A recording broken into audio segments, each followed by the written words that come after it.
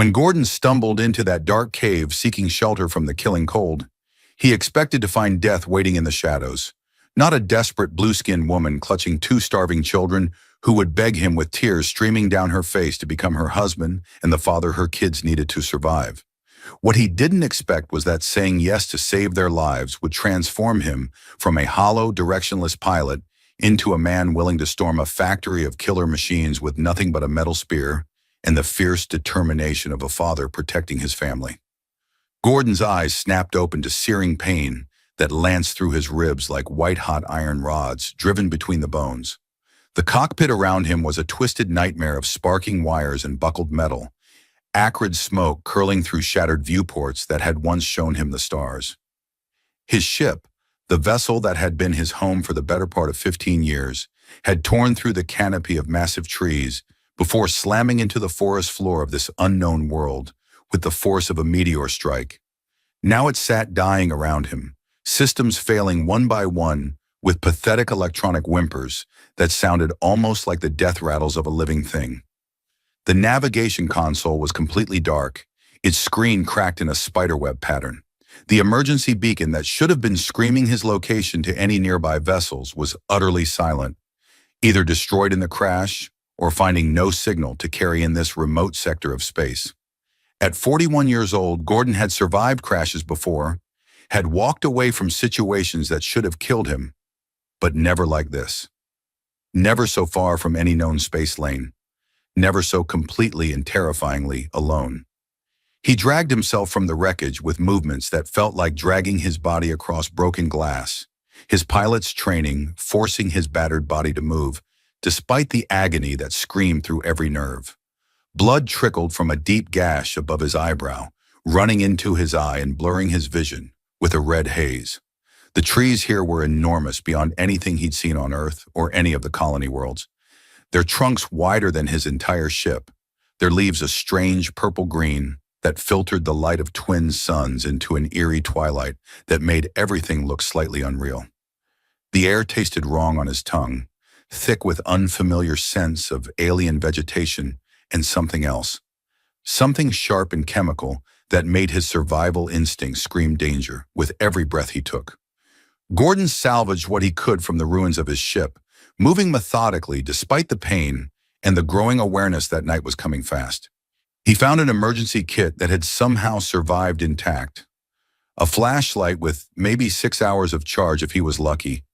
A knife that had belonged to his grandfather back on Earth, and his grandfather's old compass that was utterly useless here, but brought a strange comfort just by its weight in his hand. The temperature was already dropping as the twin suns began their descent toward the horizon, the air going from uncomfortably warm to cold enough to see his breath in the space of maybe 30 minutes. He had perhaps 2 hours before full darkness fell, and the cold that came with the alien night would kill him as surely as any predator if he didn't find shelter. His thermal suit had torn in 3 places during the crash, the advanced fabric that should have kept him warm reduced to useless rags.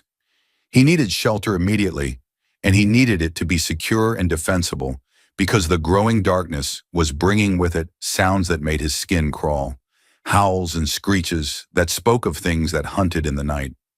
Moving through the undergrowth with painful slowness, each step sending fresh jolts of agony through his damaged ribs, Gordon's trained eye caught sight of a rocky outcropping half hidden behind massive ferns with fronds as thick as his arm and covered in a faint bioluminescent shimmer. A cave mouth yawned in the stone like a dark wound in the rock, deep and impenetrable to his vision. It was the best option he'd seen, possibly the only option within reach before darkness fell completely. He approached cautiously, his knife held ready in a grip made awkward by his injured hand, listening for any sound that might indicate the cave was already occupied by something that would see him as either intruder or prey. Nothing came back to him but the whisper of wind through alien leaves and the distant cry of something that sounded like no bird he'd ever heard. A ululating wail that spoke of hunger and hunting. He stepped inside the cave entrance, his flashlight beam cutting through the darkness like a sword through silk. The cave was deeper than he'd expected, stretching back into the rock face for what might be 50 meters or more. the walls smooth as if carved by water flowing over countless centuries, or perhaps shaped by intelligent hands in some distant past. It would do for shelter, would have to do. He was gathering dried plant matter for a fire, moving deeper into the cave and feeling the temperature rise slightly as he got further from the entrance, when the beam of his flashlight caught something that made his blood freeze solid in his veins. Two eyes, luminous and violet in the darkness, staring back at him from the depths of the cave with an intensity that spoke of desperate fear. Gordon's hand tightened on his knife until his knuckles went white, his body automatically dropping into a defensive stance despite the screaming protest of his ribs. The eyes didn't move, didn't blink, just watched him with an unwavering focus that was somehow more terrifying than any aggressive movement would have been. Slowly, carefully, he advanced with his flashlight held steady, every sense straining for any indication of threat. What emerged from the shadows as he got closer made him stop in his tracks completely, his mind struggling to process what he was seeing. It was a woman, or something very much like a woman, her skin a deep blue that seemed to shimmer in the flashlight's glow, like the surface of deep water. She was pressed against the cave wall as if trying to merge with the stone itself. Her arms wrapped protectively around two small forms that he could barely make out in the darkness. Her eyes were wide with terror, so profound it was almost painful to witness. But she made no move to flee or attack. She simply watched him with those enormous violet eyes, trembling so hard he could see it from several meters away. Gordon lowered his knife slightly, his racing mind trying to make sense of the situation. Alien, she was clearly alien, her features humanoid enough to be recognizable, but unmistakably not human in ways both subtle and obvious. The proportions were slightly off in ways that were hard to define, her eyes too large and too expressive, their color a deep violet that seemed to shift and swirl with emotion like storm clouds. Her hair, if it could truly be called hair, was a silver cascade that moved as if underwater, even in the still cave air, each strand seeming to have a life of its own. But what struck him most profoundly was the desperation in those violet eyes, the exhaustion written in every line of her blue face, and the way she held the children closer to her body as he approached. A mother's instinct to protect her young, even when faced with something that might kill them all. They stared at each other for a long moment that stretched into eternity, two beings from different worlds and different evolutionary paths, both seeking shelter in the same dark place, both desperate and afraid. Then the woman spoke, her voice trembling like a leaf in a storm, the words coming in a broken version of common galactic, the trade language used on the outer colonies and frontier worlds. Gordon barely understood it, his knowledge limited to a few dozen phrases picked up in spaceports and trading stations during his years of hauling cargo, but her meaning was clear enough in the universal language of fear and pleading. "Please," she whispered, and the single word carried the weight of 1,000 terrors, of nights spent hiding and days spent running, of watching death come closer with each passing moment. "Please, not hurt. Children small. Please, no hurt children." Gordon shook his head emphatically, holding up his hands in what he desperately hoped was a universal gesture of peace and non-aggression. "I won't hurt you," he said slowly, clearly, enunciating each word as if speaking to someone who might not understand. "I crashed.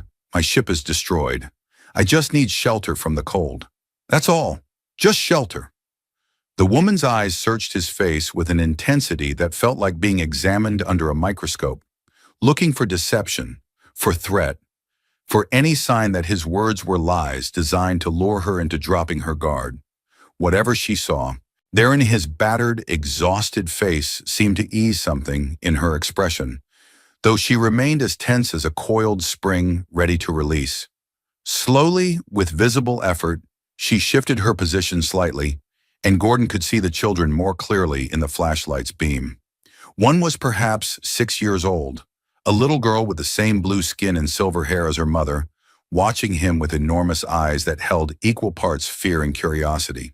The other was an infant, wrapped in what looked like torn fabric that might once have been clothing, too small to understand the danger, but picking up on its mother's fear and beginning to whimper with that universal sound of a distressed baby. "My name is Gordon," he said, tapping his chest with his free hand in the age-old gesture of self-identification. "Gordon, I'm alone. My ship crashed. I need help too." The woman hesitated for a long moment, her eyes never leaving his face, then spoke with her accent thick but her words more confident than before. "Lena," she said, her voice barely above a whisper. Then she gestured to the older child with a slight movement of her head. "Fridapi." The infant she didn't name, perhaps because it was too young to have been given one yet, perhaps for some cultural reason Gordon couldn't begin to fathom, perhaps simply because she was too exhausted and frightened to think of it. Gordon nodded slowly and deliberately lowered himself to sit near the cave entrance, deliberately putting significant distance between himself and the family to show he meant no threat. He wouldn't crowd them, wouldn't give them any reason to fear he might attack. He began arranging his meager supplies with slow, non-threatening movements, every action telegraphed and obvious. The temperature continued to drop rapidly as the last light faded from the sky outside, and soon his breath was visible in the flashlight beam, like small clouds of fog. Lena watched him for what felt like hours, her body language gradually relaxing from absolute terror to wary vigilance, the kind of watchfulness a wild animal might display when uncertain whether to fight or flee.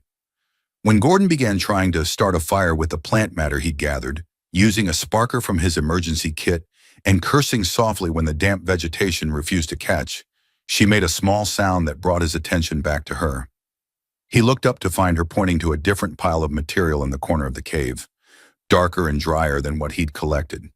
He nodded his thanks with genuine gratitude and used it instead, and the fire caught quickly this time, filling the cave with blessed warmth and flickering orange light that pushed back the darkness and made everything seem slightly less terrifying. In the firelight, Gordon could see the family more clearly, and what he saw made his chest tighten with something that felt uncomfortably like grief.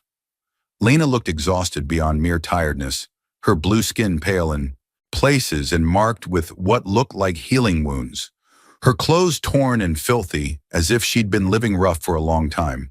The little girl, Fridapi, was pressed against her mother's side like she was trying to merge with her, but her eyes never left Gordon, that curiosity in them growing stronger than the fear with each passing moment. The infant, whose name Gordon still didn't know, had fallen silent after the initial whimpering, apparently comforted by the warmth of the fire, though its small face was pinched with what might have been hunger. They sat in silence for what felt like hours, the fire crackling between them like a barrier made of light and heat.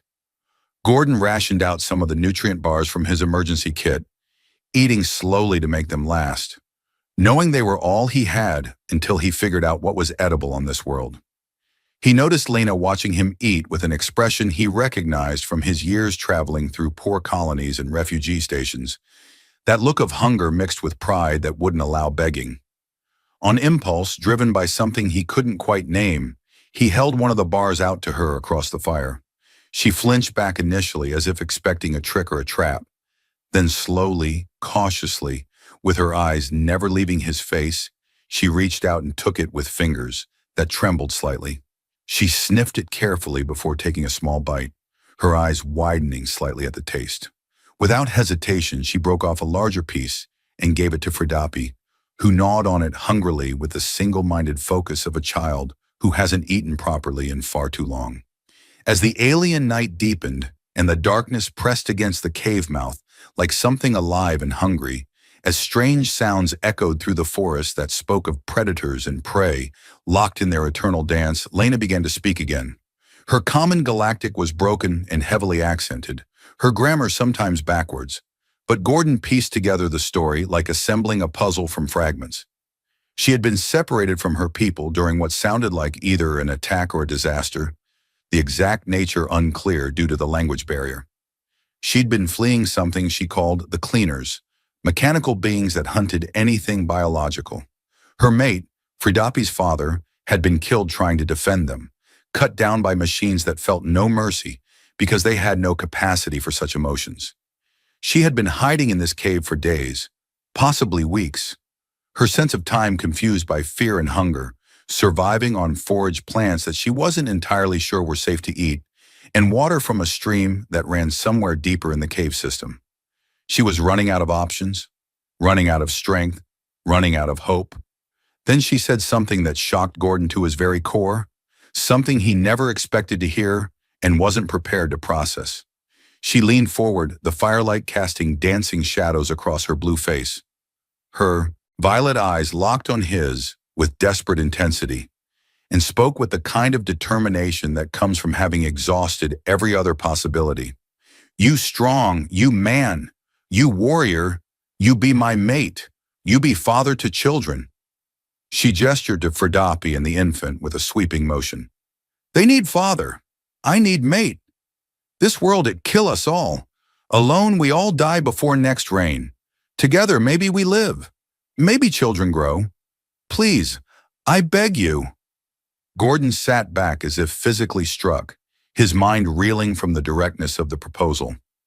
She wasn't asking for his help in some vague way. She wasn't requesting protection or assistance. She was proposing marriage, or whatever the equivalent was in her culture. She was asking him to become her husband, to become father to her children, to take on the responsibility for their survival and their lives. It was brutally pragmatic, born of desperation and the harsh reality of survival on this savage world, where sentiment and romance were luxuries that the dying couldn't afford. I don't know if I can, Gordon started, but Lena cut him off with a gesture that was almost violent in its intensity. Please, she said again. And now there were tears running down her blue cheeks, glistening like liquid silver in the firelight, cutting tracks through the dirt on her face. Look at children. She pulled Firdapi forward gently but firmly, and Gordon could see that the little girl was so thin he could count every rib through her torn shirt, her small arms like sticks, her face gaunt with prolonged hunger. She hungry every day, baby hungry every day. I try, but I cannot hunt big animals. I cannot fight machines. I cannot protect them alone. You can. You strong. You have weapons. She gestured at his knife, at his flashlight, at the remnants of his emergency kit that must have seemed like treasures to her. You have knowledge. You have strength. Please, I give you everything. I be good mate. I work hard. I learn your ways. Just please, help children live. Gordon looked at the little girl, at Firdapi, who stared back at him with those enormous violet eyes that seemed to take up half her small face. She was so small, so heartbreakingly fragile, her body ravaged by hunger and fear, and the constant stress of being prey in a world full of predators. Something in her gaze reminded him painfully of photographs he'd seen during his brief stint working humanitarian aid on Earth. Images of children in refugee camps and war zones. That same desperate hope mixed with the learned wariness of someone who's been hurt too many times to trust easily. Slowly, hesitantly, moving with the careful deliberation of someone approaching a skittish animal, she reached into a pocket of her ragged clothes and pulled out something small, holding it out to him in her small palm with a gesture that was clearly significant in some way he didn't fully understand. It was a stone, smooth and round from what might have been years of handling, with veins of blue crystal running through it that caught the firelight and seemed to glow from within. Her most precious possession, probably, perhaps the only thing she owned in the entire universe, and she was offering it to him like a gift or a tribute or a plea made physical. Gordon felt something crack inside his chest, a wall he'd built up over years of solitary living beginning to crumble. He'd never had children of his own despite his 41 years. His life as a pilot had been one of constant movement, never staying anywhere long enough to build anything permanent, never forming connections that might hold him in one place. He told himself he preferred it that way, that he wasn't the fathering type, that he was too independent and too set in his ways to take on the responsibility of a family. But as he took the stone from Firdapi's small hand with a gentleness that surprised even himself, and saw her face light up with a shy smile that transformed her features from gaunt and frightened to something almost radiant, he felt a warmth spreading through his chest that he hadn't experienced in decades, a feeling he'd almost forgotten was possible. Okay, he heard himself say, the words coming out before his rational mind could stop them, or question them, or talk him out of what might be the most insane decision of his life. I'll help you. I'll protect you and the children, I promise. Lena's face transformed with relief so profound it was almost painful to witness, like watching someone who's been drowning finally break the surface and gulp in air. She reached out and gripped his hand with surprising strength for someone so clearly exhausted, her fingers cool against his skin, her grip desperate. "Thank you," she whispered, and the words carried the weight of salvation, of hope reborn, of a future that moments ago had seemed impossible. "Thank you. You good man. I know this. I see this in your eyes. You save us. You save children." Gordon nodded, still processing what he'd just agreed to, still trying to wrap his mind around the reality that he'd just taken on responsibility for 3 alien lives on a world he knew nothing about. He looked at the cave entrance, at the darkness beyond filled with unknown dangers, and then back at this strange blue family that had somehow become his responsibility in the space of a few hours. "Tell me about these cleaners," he said, forcing his voice to remain calm and steady. "I need to know exactly what we're facing if I'm going to protect you." Lena's expression darkened like storm clouds gathering, and over the next hour, through broken sentences and elaborate gestures and occasional demonstrations with rocks and sticks to illustrate her points, she explained the nature of their enemy. The cleaners were machines, ancient constructs left behind by a vanished civilization that had once inhabited this world, or perhaps this entire sector of space. They were programmed to eliminate what their creators had called biological contamination, though what that really meant was lost to time in translation. They hunted anything that lived and breathed, processing organic matter with mechanical efficiency. They were relentless in pursuit once they acquired a target, efficient in their killing methods, and nearly indestructible with their advanced armor and self-repair capabilities. They had killed her mate when he tried to defend the family during their flight, cutting him down with beam weapons that left nothing but ash. She'd been running ever since that terrible day, hiding in caves and hollow trees, moving constantly, but she knew deep in her bones that it was only a matter of time before they found her again, before the net closed and there was nowhere left to run. "How long do we have before they find this cave?" Gordon asked, already thinking tactically, already planning defenses and escape routes. Lena shook her head with a helpless gesture. No exact. They come when they come. Maybe one day, maybe tomorrow, maybe they here now, watching, waiting for good time to strike. They smart, they learn, they adapt." Gordon stood and walked to the cave entrance on legs that protested every movement, staring out into the alien night that was alive with sounds both near and far. The forest beyond was a wall of darkness, broken only by occasional bioluminescent plants that glowed with faint blues and greens, creating an eerie landscape that looked like something from a fever dream. They couldn't stay here forever, couldn't just hide and hope the machines never found them. But moving with 2 children, one of them an infant who couldn't walk, would be nearly impossible in this terrain, and with the constant threat of predators and machines. He needed to fortify this position, needed to make it as defensible as possible, needed to buy them time to figure out a long-term solution. His eyes fell on the wreckage of his ship, barely visible through the trees even with the faint glow from some of its still active systems. It was useless as a spacecraft, good for nothing but scrap, but as a source of materials for survival, it might just save all their lives. "Tomorrow," he said, turning back to Lena, with a determination he didn't entirely feel, but knew he needed to project. "Tomorrow I'll start making this place safer. I'll salvage everything useful from my ship. We'll build defenses. We'll make this cave into a fortress." That night, Gordon slept with his back pressed against the cave wall, his knife within easy reach of his right hand, every sense alert for danger, even in sleep. Across the dying fire, Lena held her children close to her body, sharing warmth and comfort. Fridapi kept glancing at him throughout the evening as the fire burned lower, and each time their eyes met in the flickering light, she gave him that small, shy smile that seemed to carry a weight of hope far beyond her years. The infant, whom Lena finally named as Mir during a quiet moment, slept peacefully for the first time in what must have been days or weeks, apparently comforted by the presence of another adult, by the feeling that perhaps they weren't quite so alone and helpless anymore. Dawn came with the strange double sunrise of this world. The twin suns rising at slightly different points on the horizon and painting the sky in shades of orange and purple, and colors that had no names in any human language. Gordon woke stiff and sore beyond belief, every muscle screaming protest, his ribs sending sharp pains through his chest with every breath, but he forced himself to move with determination. He left the cave after checking that the immediate area was clear of threats, making his way to his ship through the early morning mist that clung to the ground like something alive. Lena and Fridapi followed at a cautious distance, staying close enough to keep him in sight, but far enough that they could flee if danger appeared, while Mir remained in the cave, sleeping peacefully for once.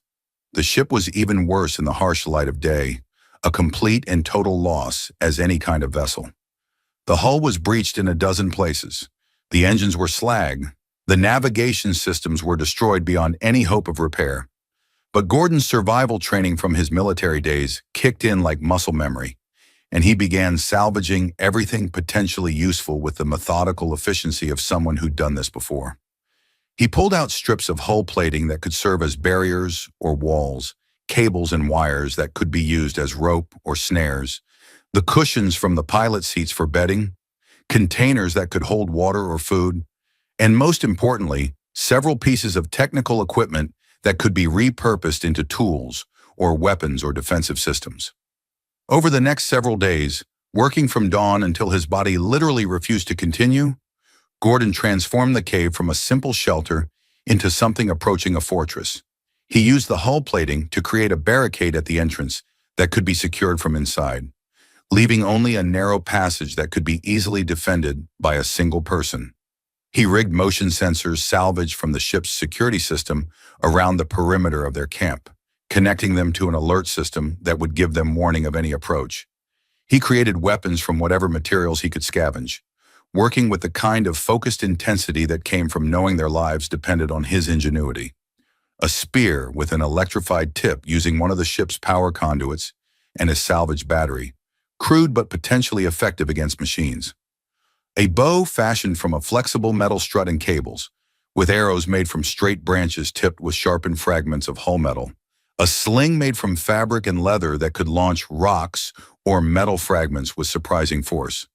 Lena watched his work with growing amazement and something else, something that looked like admiration and perhaps the beginnings of genuine respect. She began to help as the days passed, following his instructions with increasing confidence, learning to tie the knots he showed her, and understanding the defensive strategy he was implementing with a quickness that surprised him. She had good hands for detail work, and her smaller size allowed her to work in spaces he couldn't reach. Fridapi was constantly underfoot during all this activity, curious about everything Gordon did, asking questions in her limited common galactic, wanting to understand and help. He found himself explaining his actions to her in simple terms, teaching her the basics of tool use and survival techniques, showing her how to test the strength of a knot or the sharpness of a blade. She was a remarkably quick learner despite her age, her small hands surprisingly deft when working with materials, her mind sharp enough to remember instructions after being told just once. On the fourth day after the crash, while Gordon was testing the motion sensors by deliberately triggering them and then adjusting their sensitivity, Fridapi tugged insistently on his sleeve until he looked down at her. She was holding a crude drawing scratched on a piece of bark with a charred stick from the fire, the lines shaky but the intent clear. It showed 4 figures of varying heights standing together in a group. The tallest one had what might have been yellow hair, clearly meant to be him. A shorter blue figure stood beside the tall one, obviously Lena. 2 smaller blue figures completed the group, representing the children. They were standing in front of a crude representation of the cave with its new barricade visible. At the top of the bark, she'd drawn 2 circles side by side with rays coming off them, the twin suns. It was a family portrait drawn with a child's simple love of her world. Gordon knelt down to her level, ignoring the protest of his healing ribs. "Is this us?" he asked gently, pointing to each figure in turn. Fridapi nodded vigorously, her silver hair bouncing with the movement. Then she pointed directly at him and said a word in her own language that he didn't understand, repeating it more insistently when he didn't respond, clearly wanting him to know what it meant. Lena, who had been working on securing one of the hull plates and watching the interaction from the corner of her eye, came over with an expression that mixed pride and something more complex. She translated, her voice soft and careful. She call you Tato. In our language, it mean father. She say you are her Tato now. Gordon looked at the little blue girl, who barely came up to his waist, at her hopeful expression, and the way she was watching him anxiously, as if afraid he might reject the title, and felt that crack in his chest widen into a chasm. He'd known Fridapi for only a few days, had been in her life for less time than he usually spent in any spaceport. But somewhere in that brief time, without him noticing or consciously acknowledging it, she'd decided he was safe. She'd decided he was worth trusting. She'd decided he was hers and she was his, with the simple certainty that children have before the world teaches them to doubt. Tato, he repeated slowly, the word strange and foreign on his tongue, but not unpleasant. Fridapi's face broke into a smile of such pure joy that it almost hurt to look at directly, and she threw her arms around his leg in an impulsive hug, then scampered off to show her drawing to her mother, chattering excitedly in her own language. That night, as they sat around the fire eating a thin stew Gordon had made from plants, Lena identified as safe in some kind of tuber he'd found while exploring. The motion sensors triggered for the first time with an alarm that cut through the peaceful evening like a knife. Gordon was on his feet instantly, despite the exhaustion that dragged at his limbs, grabbing his electrified spear and moving to the barricaded entrance with the smooth efficiency of military training. Lena clutched baby Mir tightly to her chest, her eyes wide with the old familiar terror, while Fridapi pressed against her mother's side in silence, her small body rigid with fear, but making no sound that might give away their position. Through a gap in the barricade that Gordon had deliberately left for observation, he could see movement in the forest beyond, shapes that reflected the moonlight in ways that living things didn't. Metal glinted with a cold gleam in the silvery illumination of this world's single large moon. The cleaners had found them, just as Lena had predicted they inevitably would. There were 3 of them visible in the moonlight, though Gordon suspected more might be lurking in the darkness beyond his sight. They were insectoid machines about the size of large dogs or small ponies, moving through the undergrowth with disturbing grace that was all the more unsettling for how smooth and coordinated it was. Their bodies were segmented and covered in ablative armor plating that looked capable of deflecting most primitive weapons. They moved on 6 articulated legs each that could navigate any terrain with equal ease, climbing over rocks and fallen trees as if they weren't there. Red sensors glowed where eyes might be on a living creature, scanning the area systematically, searching for heat signatures and motion. Gordon held his breath without realizing it, praying silently that his fortifications would hide their thermal presence, that the stone of the cave and the metal of his barricade would shield them from detection, that his makeshift defenses would be enough.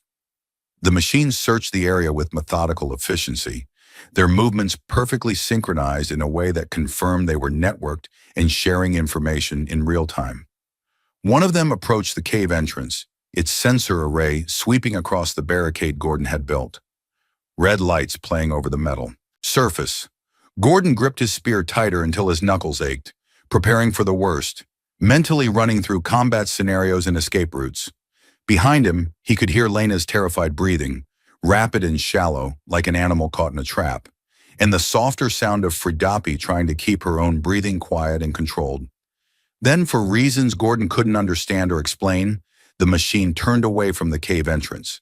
It rejoined the other 2 cleaners with movements that suggested some kind of communication had occurred, and the trio moved off into the forest following their search pattern, their red sensors fading into the darkness. Gordon waited a full hour after they'd completely disappeared, standing at the barricade with muscles locked and ready, before he allowed himself to relax even slightly. The barricade had worked, at least this time. The careful placement of sensors and reflective materials had worked. They were safe for the moment, though all of them knew it was only temporary. But the close call made one thing abundantly and terrifyingly clear to Gordon. They couldn't just hide forever and hope for the best. The cleaners would keep searching, keep refining their patterns, keep learning from each unsuccessful search. Eventually, through nothing more than mathematical probability, Luck would run out and the machines would find them. When that happened, being trapped in a cave with only one exit would be a death sentence. Gordon spent the next several days observing the machines from a distance whenever they came near, learning their patterns with the patience of a hunter studying dangerous prey. They patrolled in groups of 3, following predictable routes that suggested programming rather than true intelligence. They were thorough but not creative, systematic but not adaptive. They were, after all, just following instructions written into their code by beings who'd been dead for centuries or millennia. The immediate problem facing them beyond the machines was food and water. The nutrient bars from Gordon's emergency kit were completely gone, eaten down to the last crumb. Lena had been surviving on local plants, but she admitted she didn't really know which ones were poisonous and which were safe, and she'd simply been lucky not to poison herself or the children during their time alone. They had water from the stream deeper in the cave system, but protein was essential, especially for the children. Gordon needed to hunt, needed to find a reliable source of meat to supplement the plants and tubers. But hunting meant leaving the relative safety of the cave for extended periods, meant exposing himself to both the cleaners and whatever natural predators hunted these forests. He was preparing to venture out alone on a hunting expedition, checking his weapons and gathering supplies, when Fridapi appeared at his side with a determined expression on her small face that reminded him startlingly of Lena. She had fashioned herself a crude knife from a sharp piece of metal Gordon had discarded as too small to be useful, wrapping the handle carefully in cloth strips to protect her hands from the sharp edges. It was pitiful as weapons went, barely more than a sharp piece of scrap, but the intent behind it was crystal clear in every line of her small body. "No," Gordon said firmly, shaking his head for emphasis. "You stay here where it's safe. It's too dangerous out there for a child." Fridapi shook her head stubbornly in return, her jaw setting in a way that told him arguing was going to be difficult, and spoke rapidly in her own language with gestures that were clearly meant to be persuasive. Lena, who had been organizing their meager supplies, came over and translated with a hint of pride creeping into her voice despite her obvious worry. "She say she know the plants, the good ones and the bad ones. She say she know where animals come to drink water, where they make trails. She say she can help, and if you say no, she will follow you anyway when you're not looking." Gordon looked at the little girl, at her set jaw and defiant eyes that held no trace of doubt or fear, and saw himself at that same age back on Earth, refusing to be left behind when his father and grandfather went hunting in the Montana wilderness, insisting he was old enough and strong enough to keep up despite being barely taller than his father's rifle. Arguing would waste precious time and energy they couldn't afford to spend, and if she was truly determined to follow him regardless of his orders, she'd be far safer if he was actively watching her and could control where they went. "Fine," he said after a long moment of internal debate, "but you do exactly what I say. When I say it, no questions and no arguments. Understand?" Fridapi nodded solemnly and made a gesture Gordon had learned meant a binding promise in her culture, placing her small hand over her heart and then extending it toward him. It was a covenant between them, and he knew instinctively that she would die before breaking it. They set out at dawn when the mists were still thick on the ground, moving as quietly as possible through the alien forest. Gordon was genuinely impressed by how silently Fridapi moved, despite her young age and small size. She understood instinctively the need for stealth, placing her feet carefully on bare ground or solid surfaces, avoiding dry branches and loose stones that might make noise, her body low and movements economical. She led him to a small clearing about 2 kilometers from the cave, where the ground was churned with tracks from multiple species. Some were clearly from herbivores based on their shape and the presence of plant material in the disturbed earth. Others were less identifiable but suggested smaller creatures. Gordon examined them carefully, his old hunting skills from his youth coming back like riding a bicycle. Knowledge he hadn't used in 20 years suddenly relevant. Again, these tracks were different from the deer and elk he'd hunted in Montana, but followed the same basic logic of animal behavior, the same patterns of movement to water and food. They found a good vantage point in a tree with branches strong enough to hold their weight and thick enough to hide their silhouettes, and settled in to wait with the patience that hunting requires. Gordon had fashioned a bow from salvaged ship materials, and while it wasn't pretty, and would have made any serious archer laugh. It would do the job at close range. Fridapi sat absolutely still beside him, her eyes fixed on the clearing with the intensity of a much older hunter, watching and learning and waiting. They waited for over an hour, the twin suns climbing higher and burning off the mist, before a creature finally emerged cautiously from the undergrowth on the far side of the clearing. It was roughly the size and build of a white-tailed deer, with 4 legs and a long neck that it used to browse on vegetation, but its hide was covered in thick blue fur that seemed to shimmer in the sunlight, and it had 3 eyes arranged in a triangle pattern on its face that gave it nearly 360 degrees of vision. It moved with extreme caution, clearly very alert for predators, its head swiveling constantly to scan its surroundings, its body tense and ready to bolt at the slightest sign of danger. Gordon slowly, with movements so gradual they were almost imperceptible, drew his makeshift bow, waiting for the perfect shot that would bring the creature down quickly and humanely. The arrow flew with a whisper of displaced air, striking the creature precisely in the vital area behind its shoulder, where the heart and major blood vessels were located. It stumbled forward a few steps, legs buckling, tried to run on instinct, then collapsed to the ground and lay still. It was clean, quick, and as merciful as killing could ever be, motivated by necessity rather than sport. Gordon climbed down from the tree carefully and approached the fallen animal with caution, years of hunting wisdom telling him that even apparently dead creatures could sometimes be dangerous. It was truly dead, its eyes already glazing. He began the process of field dressing it right there in the clearing, his hands remembering movements and techniques his grandfather had taught him more than 3 decades ago on hunting trips that seemed like they'd happened in another life. Fridapi watched without flinching from the blood or the reality of death, understanding on some fundamental level that this was survival, that eating meant something had to die, that this was the way of the world for every predator, including them. They were heading back to the cave through a different route than they'd come, Gordon carrying the meat wrapped in a salvaged tarp, when Fridapi suddenly grabbed his arm hard enough to bruise and pulled him down behind a fallen log with surprising strength for such a small child. Hina started to ask why, but she put a small finger to her lips in the universal gesture for absolute silence, then pointed through a gap in the vegetation with her other hand. Through the trees, barely visible in the dappled light, one of the cleaner machines was sweeping through the area in what looked like a standard patrol pattern. Gordon realized with a sick feeling that he'd been so focused on the successful hunt and getting the meat back to feed his family that he'd stopped checking their surroundings constantly, had let his guard down at exactly the wrong moment. Fridapi's younger ears had caught the faint mechanical sound of its metal legs against stone before he had, her instincts for danger sharper than his own.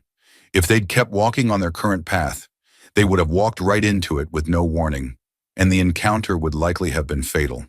They crouched behind the log in absolute stillness, barely breathing, Gordon's arm around Fridapi's shoulders to keep her still and safe, his other hand on his knife ready to fight if they were discovered, despite knowing it would probably be futile.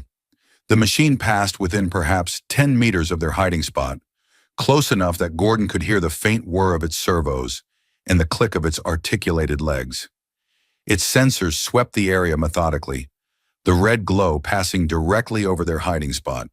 Gordon held his breath until his lungs burned, feeling Fridapi do the same against his side, both of them frozen like statues. The machine paused for a heart-stopping moment, its head unit swiveling as if it had detected something, and Gordon's grip tightened on his knife while he calculated angles and odds that all came up bad. Then a small animal, something vaguely rabbit-like with too many legs, burst from cover nearby in a panic. The cleaner's attention snapped to the movement with mechanical precision, and it pursued the fleeing creature at high speed, moving away from them through the forest with crashing sounds. When it was finally safe, when silence had returned and Gordon's heart rate had begun to approach normal, he looked down at Fridapi, still pressed against his side. "You saved our lives," he said simply, speaking the truth without embellishment. "If you hadn't heard it coming, we'd be dead right now." She smiled up at him with obvious pleasure at the praise, her small face glowing with pride at having helped, at having been useful rather than a burden. They made it back to the cave without further incident, and that night they feasted on roasted meat cooked over their fire. The meat was tough and had a strange, sweet flavor that took some getting used to, but it was fresh protein, and that was all that mattered. Everyone ate gratefully, even baby Mir gnawing on a piece of meat that Lena had chewed soft for him. As they sat around the fire afterward, Mir babbling contentedly in Lena's arms, Fridapi sitting close enough to Gordon's side that their shoulders touched, it felt less like a temporary survival situation and more like something else, something deeper and more permanent, something that felt uncomfortably like home. Over the following weeks, a routine gradually developed that gave structure to their days. Gordon reinforced the cave defenses constantly, always looking for ways to make them stronger or more effective, always preparing for the inevitable day when hiding wouldn't be enough. He went out on regular hunting and foraging trips, never alone anymore, because Fridapi absolutely refused to be left behind, and Lena backed her up. He found himself teaching Fridapi everything he knew about survival, and she absorbed the information like a sponge soaking up water. She learned to identify edible plants by their leaves and smell, to read tracks and determine how old they were and what direction the animal was moving, to move silently through different types of terrain, whether forest or rock. She learned which trees had the best vantage points for hunting, where the cleaners' patrol routes overlapped, creating dangerous zones, and how to hide her heat signature using cold mud and stream water. Most importantly, she learned to think tactically, to always have an escape route planned, to never take unnecessary risks. Lena, meanwhile, was transforming in ways that were remarkable to watch. The desperate, terrified woman Gordon had first encountered was being gradually replaced by someone stronger, more confident, more capable. Gordon made a conscious effort to treat her as a partner rather than someone to be protected or ordered around, asking her opinion on decisions, involving her in planning sessions, showing her that her thoughts and feelings mattered. He showed her how to use the weapons he'd crafted, how to defend herself and her children if he wasn't there, how to think like a fighter rather than prey. She learned quickly, her determination fueled by the fierce need to protect her children, her hands growing steady and sure on weapons that had terrified her at first. One evening, as Gordon worked by firelight on his salvage communicator, with the stubborn determination of someone who refuses to admit defeat, trying once again to coax any kind of signal from its damaged circuits, Lena approached him quietly. She sat down close enough that their shoulders touched. The first time she'd initiated casual physical contact beyond the desperate hand grab of that first terrifying night. She placed her hand gently on his, stopping his tinkering, and spoke quietly enough that the children wouldn't overhear from where they were playing near the back of the cave. "If you call your people," she said carefully, her common galactic noticeably improved with weeks of practice. "If they come in ships to rescue, you take us? You take children with you to your worlds?" Gordon looked down at the communicator in his hands, at its broken circuits and dead displays and corroded connections. He'd been trying to fix it more out of habit than any real hope, he realized. Something to do with his hands while his mind worked on bigger problems. Even if he somehow got it working, who would hear it out here so far from any inhabited system? He was thousands of light years from the nearest human settlement, far beyond any regular shipping lanes. And if by some miracle someone did come, would they accept his new family? An alien woman and her 2 children, refugees from a species he'd never even heard of before? Or would there be regulations about contamination, quarantine protocols, immigration restrictions, forms and bureaucracy and separations that would tear them apart? "Yes," he said finally, meaning it with every fiber of his being despite all those doubts. "If they come, we all go together. All of us. No one gets left behind. I promise you that." But he wasn't sure he wanted anyone to come anymore. Wasn't sure he wanted to be rescued back to his old life. The change in their family dynamic became more apparent and undeniable as the days stretched into weeks. Gordon was no longer just a protector who'd agreed to help out of basic decency or a temporary solution to Lena's immediate crisis. He found himself caring about them, about their happiness and well-being and future, in a way that went far beyond simple duty or obligation. He worried when Fridapi climbed too high in trees during foraging trips, his heart clenching until she made it safely back down. He felt genuine pride when she successfully tracked and identified an animal from its traces in the dirt, the kind of pride a father feels watching his child succeed. He found himself looking forward to the evenings by the fire with an anticipation that surprised him, to the sound of Lena's voice as she told stories from her world to the children in her musical language, to the solid weight of baby Mir in his arms, when the infant would fall asleep against his shoulder with complete trust. The turning point came suddenly and terrifyingly when Fridapi fell seriously ill. It happened without warning one morning. She woke with a raging fever that made her blue skin burn hot to the touch, her small body shaking uncontrollably with chills, despite the fire Gordon built up immediately. She shivered despite multiple layers of blankets, her teeth chattering hard enough that Gordon feared she might crack them. Lena was instantly frantic, trying everything she knew from her own culture's medical knowledge, but nothing helped or even seemed to make a difference. The fever climbed higher throughout the day, and Fridapi began to drift in and out of consciousness in a way that was terrifying to watch, sometimes lucid and aware, other times delirious and speaking in fragments that made no sense. Gordon forced himself to stay calm despite the fear clawing at his insides, to think clearly and rationally when every instinct wanted to panic. He had a medical kit salvaged from the ship, basic emergency supplies designed for treating humans, with human biology and human immune systems. Would any of it work on Fridapi's fundamentally alien biology? He had absolutely no idea, but doing nothing wasn't an option he could accept. He examined her as carefully as he could, checking her vital signs as best as he was able with his limited medical training. Her breathing was rapid and shallow, like a small animal's, her heartbeat irregular and racing, her skin alternating between burning hot and clammy cold. Some kind of infection, probably, possibly from a local microorganism her immune system had no defenses against. Her body fighting a battle it was losing badly.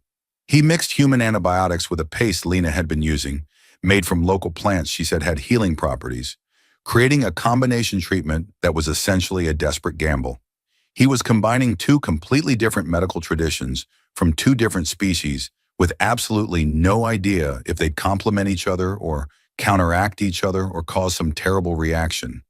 But Fridapi was getting worse by the hour, and experimentation was better than watching her die. He gave her the mixture carefully, then began the long vigil that every parent knows and dreads. He sat beside her all through that endless night, cooling her fever with water from the stream applied with cloth, monitoring her breathing constantly, adjusting her position when she seemed uncomfortable or when she began coughing. Lena watched him throughout the night with eyes that were full of desperate hope and growing love and gratitude beyond words. This human, this stranger from another world who had stumbled into their lives by accident, was fighting for her daughter's life with the determination and single-minded focus of a true father, someone who would do anything, sacrifice anything, to save his child. As the first light of dawn began to filter into the cave, Fridapi's fever finally broke. The change was sudden and dramatic, her skin cooling rapidly, her breathing evening out and deepening into something approaching normal sleep. She opened her eyes slowly, confused and weak and disoriented, and the first thing she saw was Gordon's face hovering above hers, exhausted and unshaven and haggard from the sleepless night, but smiling with relief so profound it brought tears to his eyes. She tried to speak, her voice barely above a whisper, her throat raw from fever and dehydration. "Tato," she said, and the single word carried the weight of trust and love and the bond between them that had become unbreakable. "You stay. You not leave." Gordon felt hot tears on his face and didn't bother to wipe them away or feel embarrassed by them. He smoothed her silver hair back gently from her damp forehead with a hand that trembled slightly. "I'm here, little one," he said, his voice rough with emotion. "I'm not going anywhere. I promise you that. I'm your Tato now and forever." Lena came to him that night after both children were finally sleeping peacefully, Fridapi recovering and Mir content. She stood before Gordon in the firelight, her blue skin seeming to glow from within, her violet eyes more serious than he'd ever seen them. She spoke slowly and carefully, making absolutely sure he would understand every single word and the full weight of meaning behind them. "You saved my daughter's life with your medicine and your care," she said quietly. "You protect us from machines and from hunger and from this harsh world. You teach us to be strong instead of always afraid. You are a good man, Gordon. Good father to children who not even your blood. Good mate to me." She paused for a long moment, gathering courage. "Before, when we first meet, I ask you be mate, because I need desperately. I had no choice, was no other way to survive. Now I ask because I want, because I choose, because my heart chooses. You understand difference?" Gordon looked at this remarkable woman who had been thrust into his life by chance and desperation and a crashed ship. He saw her strength that had grown week by week, her courage that let her face down her fears and learn to fight, her fierce love for her children that transcended species boundaries. He saw how she'd grown and changed from helpless refugee to capable partner, from someone who needed constant protection to someone he could trust to watch his back in a fight. And he realized that somewhere along the way, during the weeks of shared danger and shared meals and shared hopes, his feelings for her had changed just as dramatically. She wasn't just his responsibility anymore, wasn't just someone he was helping out of basic human decency. She was his partner in every sense, his equal in all the ways that mattered, someone he trusted with his life and the lives of her children who'd become his children too. He stood slowly, his body still aching from the sleepless night, and took both her hands in his, looking directly into those remarkable violet eyes. "I understand completely," he said, "and my answer is yes. Not because I have to, but because I want to, because I choose this. Choose you. Choose us." That night, by the fire in their cave that had become their home, with the alien forest whispering its dangerous lullaby beyond their fortified walls and two sleeping children nearby, Gordon and Lena sealed their bond in the way of her people. It wasn't a marriage by human legal standards and probably didn't meet the requirements of her people's traditional ceremonies either, but it was real and true and binding nonetheless. They were a family now, not by accident or necessity or desperate bargaining, but by deliberate choice made freely by two adults who knew exactly what they were doing. They were a unit, a tribe of four, against whatever this savage world might throw at them. The fragile peace they'd built lasted exactly 3 more days before everything fell apart. On the morning of the 4th day, every single motion sensor Gordon had painstakingly placed around their perimeter triggered simultaneously with a cacophony of alarms that sent his heart rate skyrocketing. He rushed to the cave entrance and looked out through the observation gap at a sight that made his blood run cold, and his tactical mind start running through scenarios that all ended badly. Cleaners, not 3 or 5, but dozens of them, were emerging from the forest in a coordinated sweep pattern that spoke of sophisticated programming. They'd found the cave, and this time they weren't just passing through on patrol. They were coming specifically here, converging on this location with clear purpose, and they were coming to eliminate the biological contamination once and for all. Gordon pulled back from the entrance and looked at his family with eyes that he hoped didn't show the fear he felt. Lena was already gathering supplies with practiced efficiency born of too many flights, her movements economical and purposeful despite the fear he could see in her eyes. Fridapi was helping pack essentials without being told, her small face set in determined lines that reminded him painfully of Lena, her fear controlled and channeled into useful action. Mir was strapped securely to Lena's chest in the carrier Gordon had fashioned weeks ago from salvaged cloth and strips of metal, the infant somehow sensing the tension and remaining quiet. "We can't defend this position against that many," Gordon said flatly, stating the obvious tactical reality. "Too many of them. Not enough of us. Only one exit. If we stay here, we die. We have to run." "Where do we run to?" Lena asked, her voice remarkably steady considering the circumstances. "They are everywhere now. They have found us. There is nowhere left to hide on this entire world." Gordon had been thinking about this possibility, dreading it but planning for it, ever since he'd first learned about the cleaners and their relentless nature. "They're machines operating from some kind of central control," he said quickly, checking his weapons. "They coordinate their actions too perfectly to be independent. We've been running from the symptom when we should have been attacking the disease. It's time to find where they come from and shut down the source." Lena stared at him with an expression that mixed shock and disbelief and the dawning realization that he was completely serious. "You want to find their nest? Their home base? You want to attack them instead of hide?" "It's the only way we'll ever be truly safe," Gordon confirmed grimly. "As long as that control center exists and keeps pumping out machines, we'll always be hunted, always running. I won't let my children grow up like that, always afraid, never safe. We end this threat permanently or we die trying." The plan was completely insane, desperate beyond measure, and possibly suicidal in its ambition. But staying in the cave while the machines tore down their barricade was absolutely certain death with no chance of survival, at least attacking the source. Gave them a chance, however slim. Gordon grabbed everything useful, the electrified spear that had served him well, the bow and what arrows he had left, his knife, a pack with basic survival supplies. Lena took the blaster he'd salvaged from the ship and managed to recharge partially, the weapon with only a handful of shots remaining, but better than nothing. Fridapi insisted on taking her small knife, and a determination that would have been almost funny if the situation wasn't so desperate and deadly.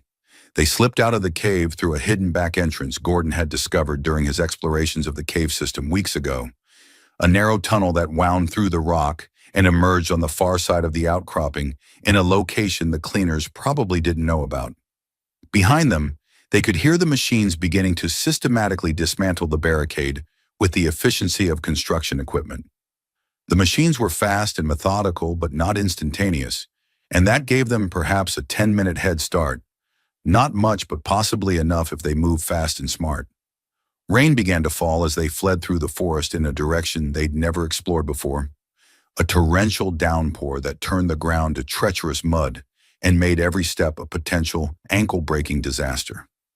But the rain was also a blessing sent by whatever gods might watch over desperate refugees.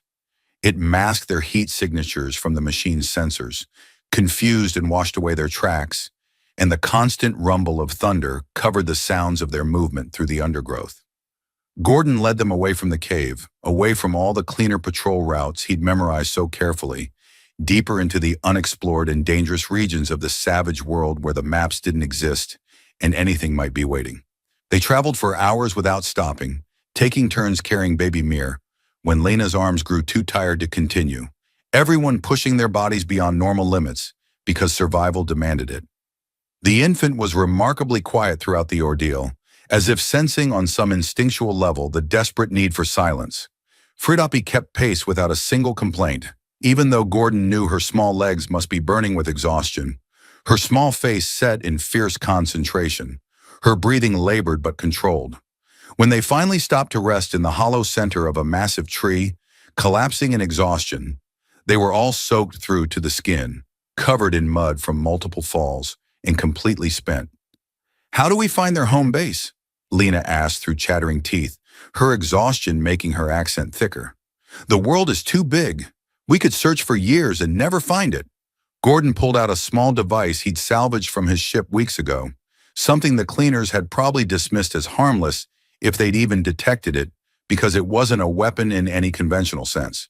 It was a signal tracker, normally, used by cargo pilots to locate lost or stolen shipping containers by their transponder signals. "The cleaners communicate with each other constantly," he explained, wiping mud from its small screen. "They're sending signals back and forth to coordinate their hunting patterns, to share target information, to report status. This device can't decode those signals or tell us what they're saying, but it can trace their direction and relative strength. We follow the signals to where they're strongest, and that should lead us to the source." It took 2 more full days of careful travel through terrain that grew increasingly hostile, always moving, always staying ahead of patrol patterns, always hiding when cleaner groups passed too close for comfort. They survived on raw plants that Fridapi identified and water from streams they crossed, not daring to stop long enough to cook anything or make a fire that might give away their position. They slept in brief shifts lasting no more than an hour or two, always with someone on watch, always ready to run at a moment's notice. Fridapi never complained even once. never cried even though Gordon could see the exhaustion and fear in her eyes growing with each passing hour. She was being brave for her family, putting on a strong face when she must have been terrified, and it broke his heart even as it filled him with fierce pride in this remarkable child. On the third day of their desperate journey, as the twin suns were beginning their descent toward evening, they found what they'd been seeking.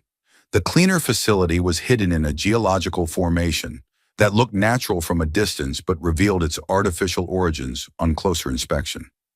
It was built into and around a massive rock formation, a structure that must have been ancient beyond imagining, most of it extending underground, where sensors and mapping couldn't detect it.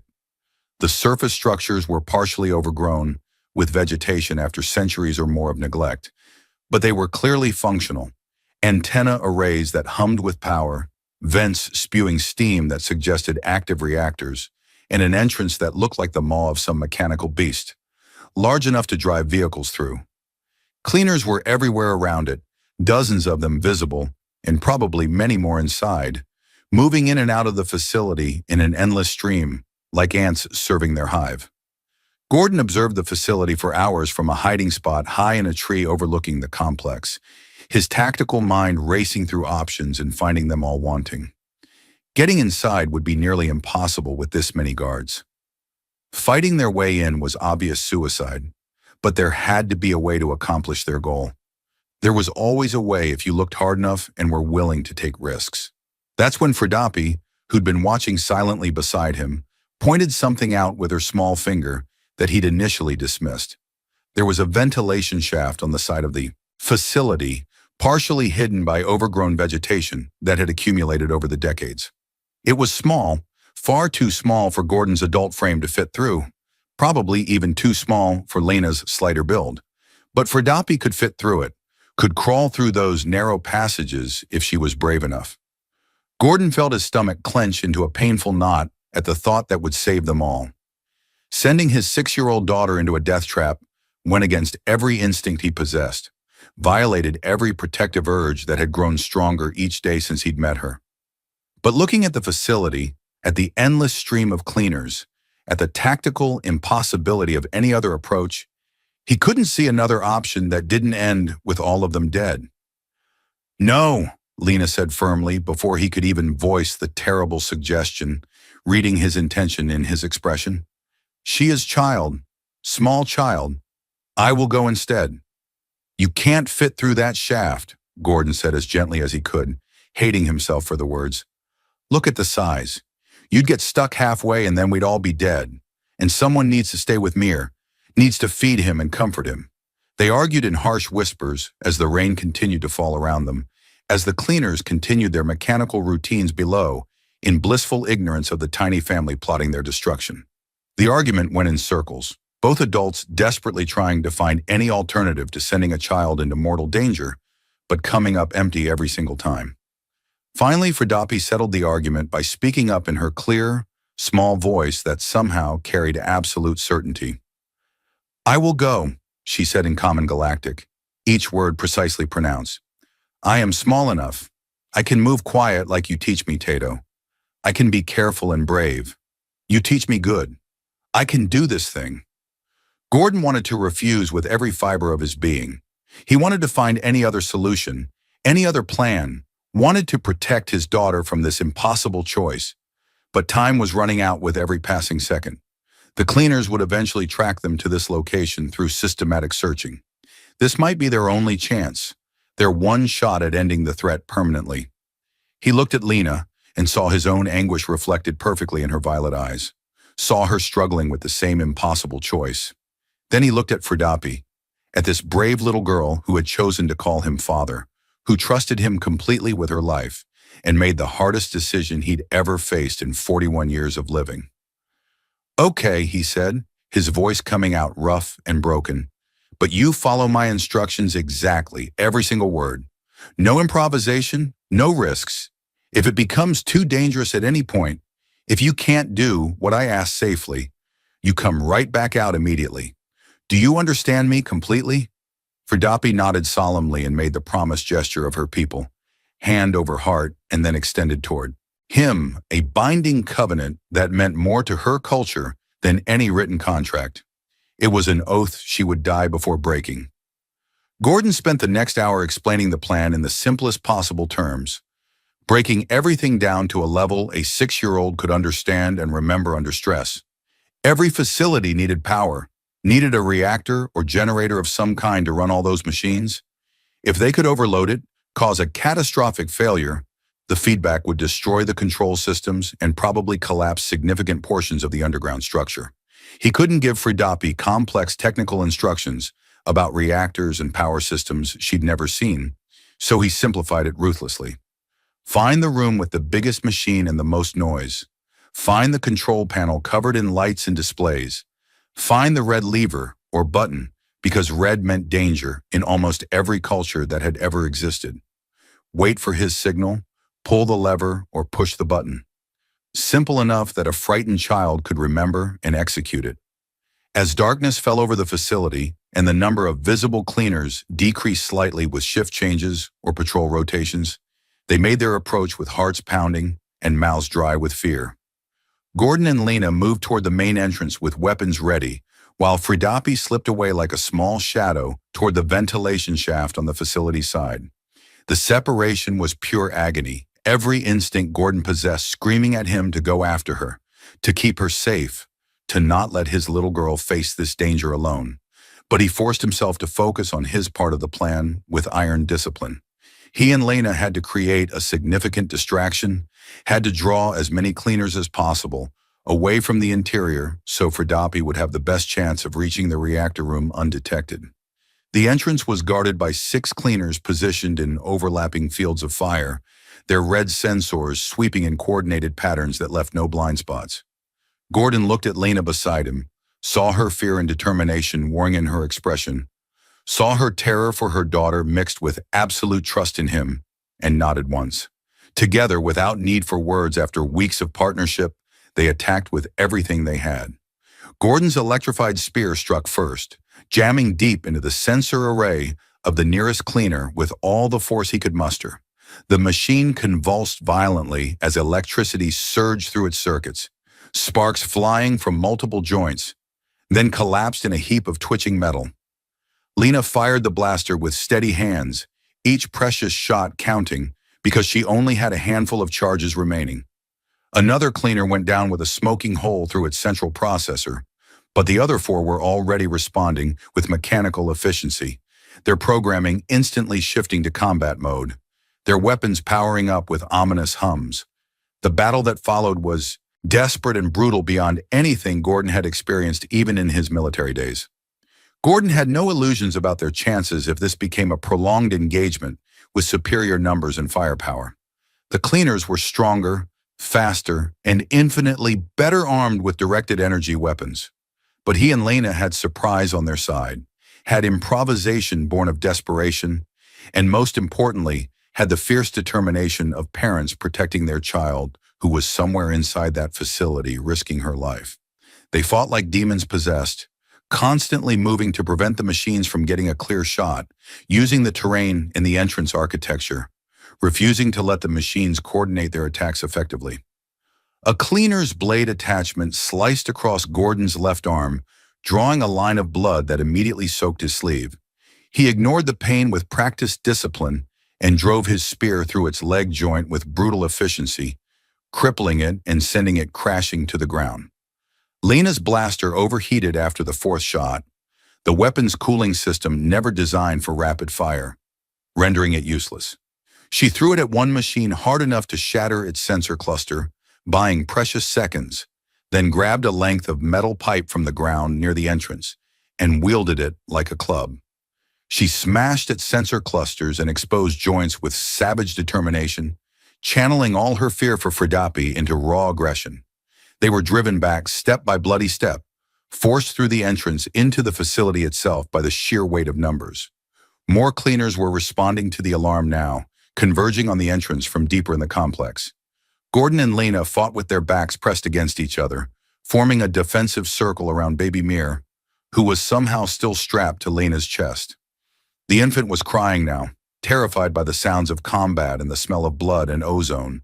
but there was nothing they could do to comfort him while fighting for their lives. A cleaner's blade came within a hair's breadth of Gordon's face, close enough that he felt the displaced air. He twisted desperately, felt it scrape across his shoulder, leaving a burning trail, then brought his spear around in a strike, driven more by instinct than planning. By pure luck, the electrified tip found the machine's power core, and it exploded in a shower of sparks and metal fragments. Shrapnel embedded itself in Gordon's already wounded shoulder, and he felt warm blood running down his back. He kept fighting because stopping meant death for everyone he loved, ignoring pain that would have dropped him in any other circumstances.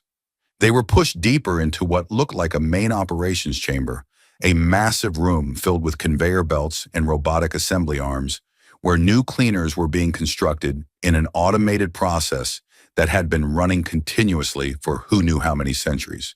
The sheer scale of the operation was terrifying to behold. This wasn't just a control facility monitoring machines. It was a factory, endlessly producing more and more cleaners to eliminate biological life from this entire sector. An industrial nightmare that would never stop unless someone stopped it. Gordon felt despair trying to take hold as he looked at the endless production lines. How could they possibly stop something this vast and ancient and automated? Even if Fridapi succeeded in her impossible task, would overloading one reactor be enough to bring down this entire complex? It was too big, too deeply rooted, too automated to need any organic oversight. Then, cutting through his despair like a lifeline thrown to a drowning man, he heard the most beautiful sound in the universe. A voice, small and frightened, but absolutely determined, calling down from somewhere above them in the vast chamber. "Tato! I hear! I at the big machine room! I see the red lever thing you tell me about." Gordon's head snapped up, and he saw Fridapi's small blue face peering down at them from a ventilation grate high on the chamber wall, maybe 15 meters up. She'd made it through those dark, terrifying tunnels alone. His little girl had crawled through the mechanical guts of this nightmare place and found the reactor control room exactly as he'd instructed. Pride and terror warred in his chest, threatening to overwhelm him completely. "Wait!" he shouted over the sounds of combat, his voice breaking with emotion. "Wait for my signal. Don't touch anything yet." But there was no more time for careful coordination or perfect timing. The cleaners were closing in from all directions now, more than a dozen of them visible with more arriving every second. Their red sensors all locked onto the two intruders who had dared to violate their sanctuary. Gordon and Lena were bleeding from multiple wounds, exhausted beyond measure, nearly out of options and running on nothing but willpower and desperation. Gordon looked at his wife across the small space between them, saw her nod with grim understanding, and knew she understood what had to happen. It was now or never, do or die, success or complete annihilation. "Now, Fridapi," Gordon roared with every ounce of breath in his lungs. "Do it right now. Pull the red lever." There was a moment of agonizing suspense that seemed to stretch into eternity, a frozen second where the entire universe held its breath. Then Fridapi's voice came again, small but carrying impossible triumph. "I do it! I pull it down hard like you show me." The machine making loud noise now. The effect was immediate and absolutely catastrophic to the facility's systems.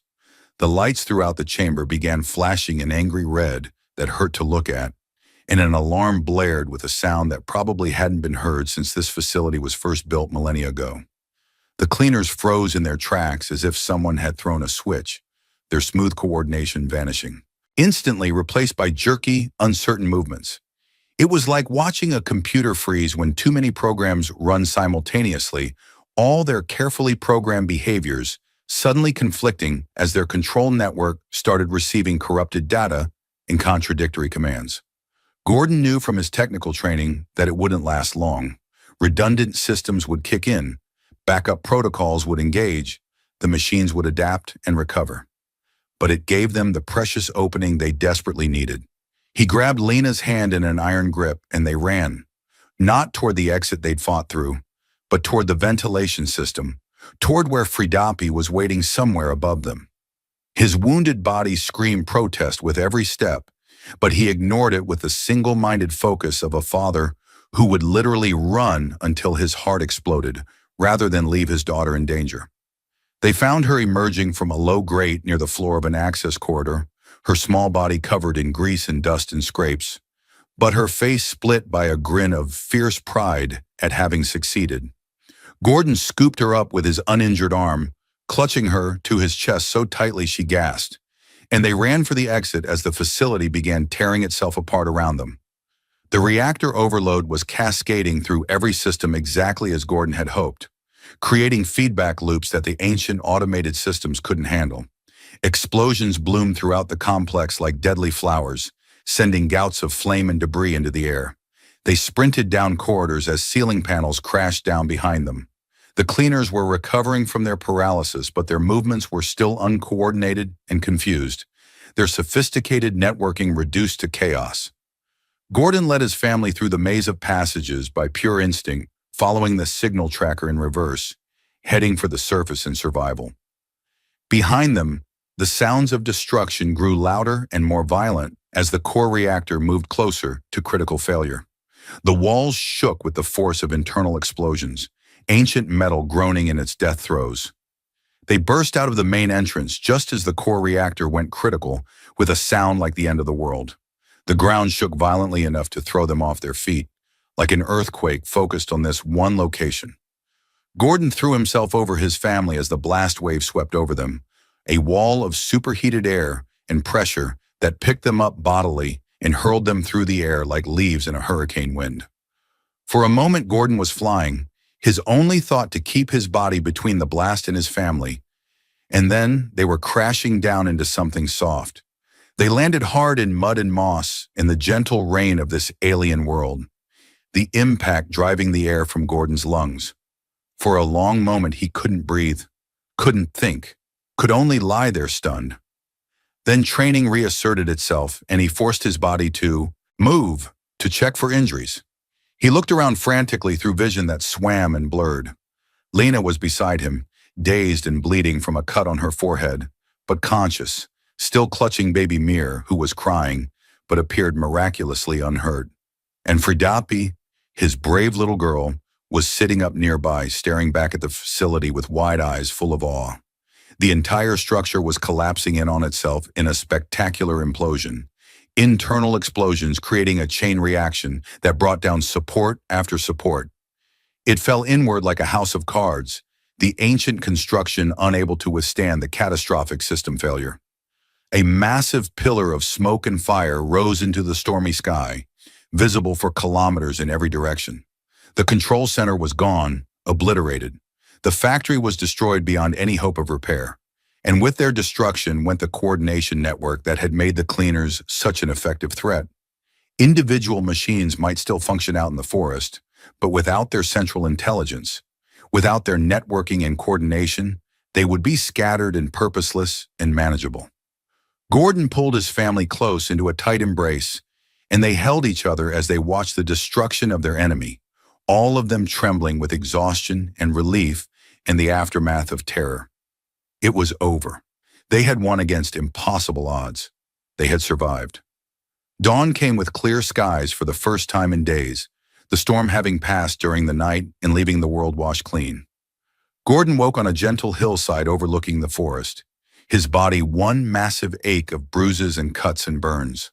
Beside him, Lena was already awake, sitting up and watching the sunrise with an expression of wonder on her blue face. The forest below them was quiet in a way it hadn't been since they'd arrived on this world. Truly quiet rather than just momentarily still. The constant background noise of mechanical movement was gone, replaced by the natural sounds of alien birds calling to each other and wind moving through branches. It was the sound of a world healing. Fridapi was curled against Gordon's uninjured side, her small hand still gripping his shirt even in sleep, as if afraid he might disappear. Mir was nursing quietly in Lena's arms, finally calm after all the terrors of the previous days. They were alive, all four of them. They were together. They were safe in a way they hadn't been since the moment Gordon's ship had crashed. Lena looked at Gordon with an expression he couldn't quite read, and he saw a question forming in her violet eyes before she even spoke it. The original agreement between them, the desperate bargain struck in a dark cave, had been about protection from an immediate threat. That threat no longer existed. The machines were gone. She was free now, no longer bound by desperate necessity. And Gordon, he could start looking for a way home, for rescue, for return to his old life among humans. The question in her eyes was whether he would choose to stay or choose to leave now that the crisis had passed. Gordon looked at his family in the clear light of morning. At Fridapi, dirty and exhausted, but sleeping peacefully with absolute trust in his protection. At Lena, strong and capable and beautiful in ways that went far beyond her alien features. At baby Mir, who had learned to smile at his face and reach for him with tiny hands. He thought about his old life, his decades of aimless wandering from port to port, with no connections and no roots, and realized that somewhere in these desperate weeks that life had died as surely as his crashed ship. The man who had lived that hollow existence didn't exist anymore, replaced by someone fundamentally different. Someone who'd found purpose and meaning and love in the most unlikely place imaginable. He was no longer a lost pilot hoping for rescue.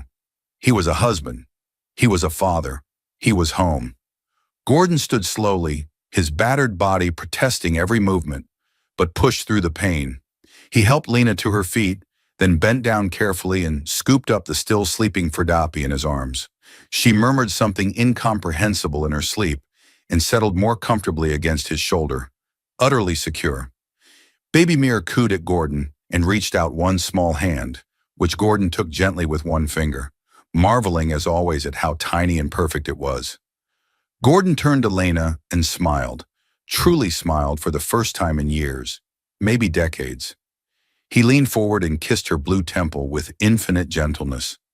"Come on," he said softly, looking into her eyes and letting her see everything he felt. "We need to build a proper home now, a real house with solid walls and a roof that doesn't leak. The children deserve better than sleeping in caves or running for their lives. They deserve a childhood." Lena's face transformed with joy and relief and love so profound it seemed to radiate from her like light. She understood what he was saying, what he was choosing. This wasn't temporary anymore. This wasn't an arrangement born of desperation. This was forever, for as long as their lives lasted. They walked down from the hilltop together as the twin suns climbed higher, a family of four walking toward their future. Gordon didn't look up at the sky scanning for rescue ships. He didn't try to signal for help or search for ways to contact distant human colonies. His days as a pilot traveling the stars were finished, that chapter of his life closed. He had a new mission now, one that mattered more than anything he'd done in his previous 41 years. To be a husband to Lena, to be a father to Fridapi and Mir, to build a life worth living on this strange and savage world that had become home. The forest welcomed them as they walked, still dangerous and wild but no longer impossible to survive. They had survived the crash. They had survived hunger and fear. They had survived the cleaners and their own desperation. They could survive whatever came next because they would face it together as a family. As they walked, Fridapi woke and looked up at Gordon with those enormous violet eyes that could see straight into his soul. She smiled that shy, sweet smile that melted his heart every single time, then said something in common galactic that he'd been carefully teaching her over the weeks. "Father, I love you. You, my father, forever." Gordon felt his throat tighten with emotion, threatening to overwhelm him. He kissed the top of her silver head gently and replied in her own language, using the words Lena had taught him for exactly this moment, the words that bound family together in her culture. "Ritana vel ashti taliom. I love you too, little one. You are my daughter forever and always, in this life and whatever comes after." And he meant it with every fiber of his being, with every beat of his heart. They found the perfect location several days later, after careful searching and planning, a clearing by a clear stream with good water, defensible terrain, and rich soil. The area was far enough from the destroyed facility to avoid any lingering dangers, but close enough to serve as a reminder of what they'd overcome. Over the following weeks that turned into months, they built a shelter that gradually became a proper house, using salvaged materials from Gordon's ship and timber harvested from the forest. They cleared a garden plot and planted seeds from edible plants they'd identified, starting the slow process of becoming farmers in addition to hunters. They explored their territory methodically, mapping it with careful attention, claiming it as theirs.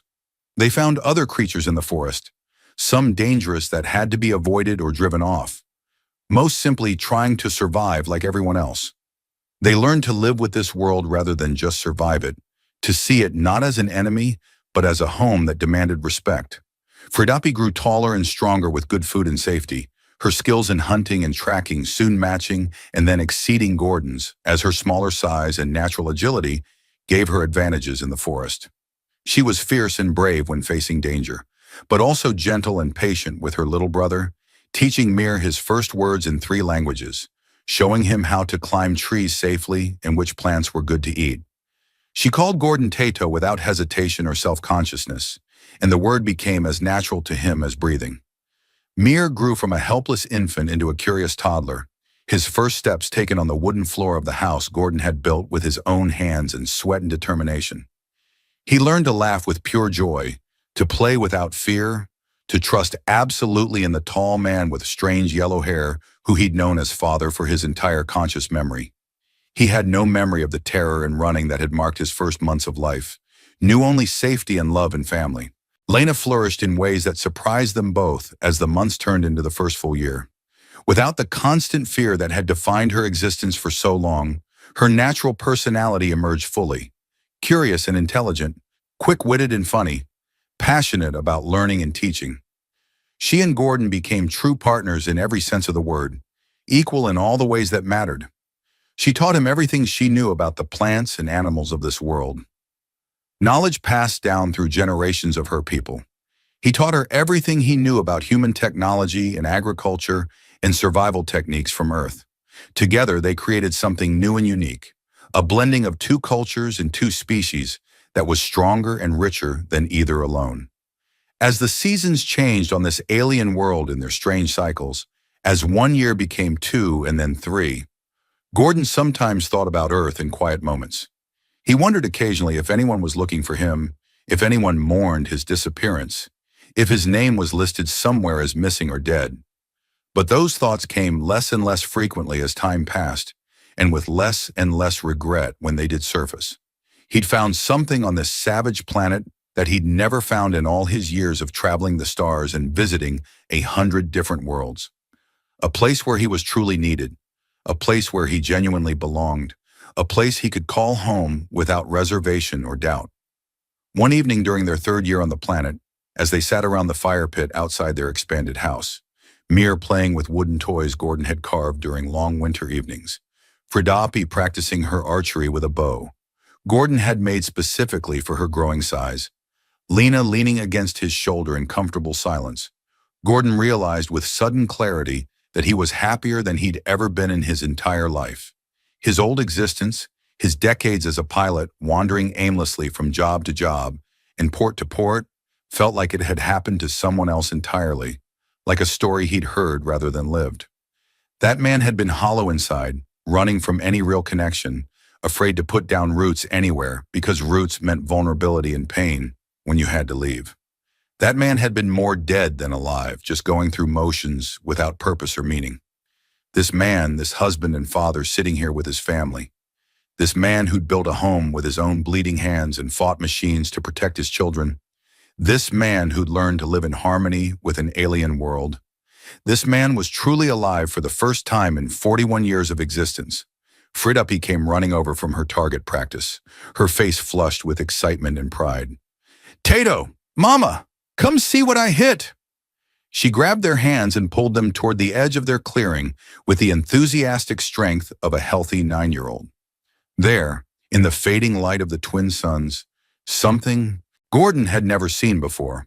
A small herd of those deer-like creatures with shimmering blue fur, grazing peacefully and completely unafraid of the nearby house and people.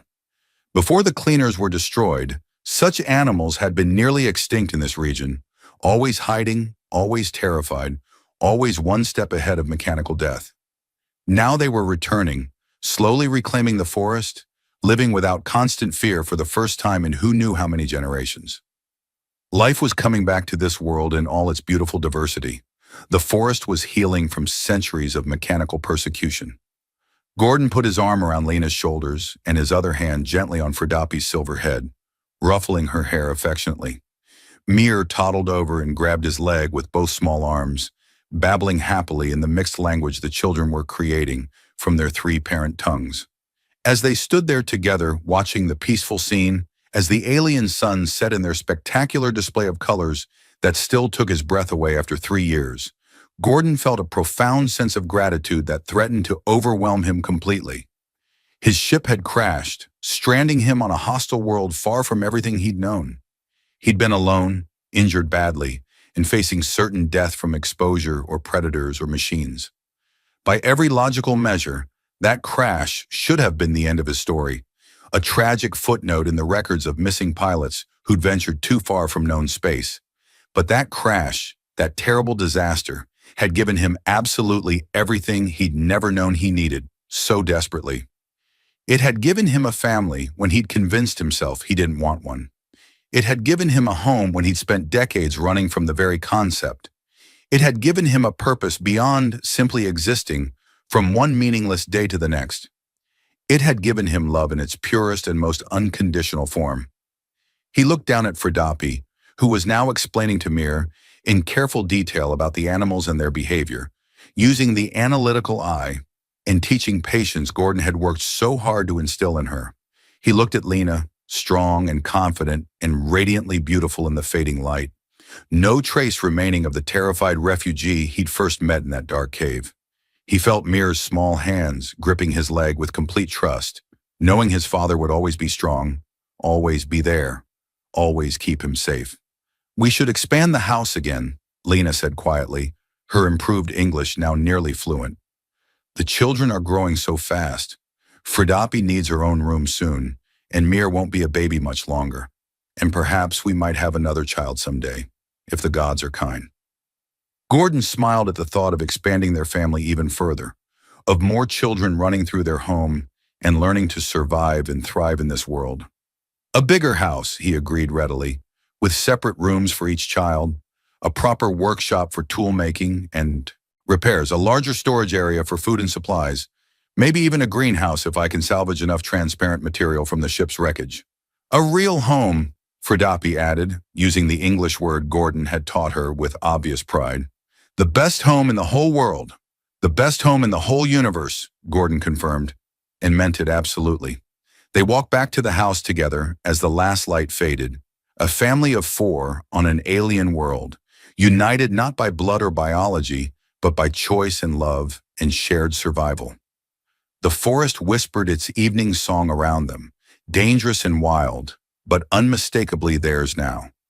The stars were coming out above in unfamiliar constellations that Gordon had learned to navigate by, that he'd taught his children to read like ancient sailors reading the heavens. He was no longer lost among those stars. He was no longer alone in the vastness of space. He was no longer a pilot without purpose or direction.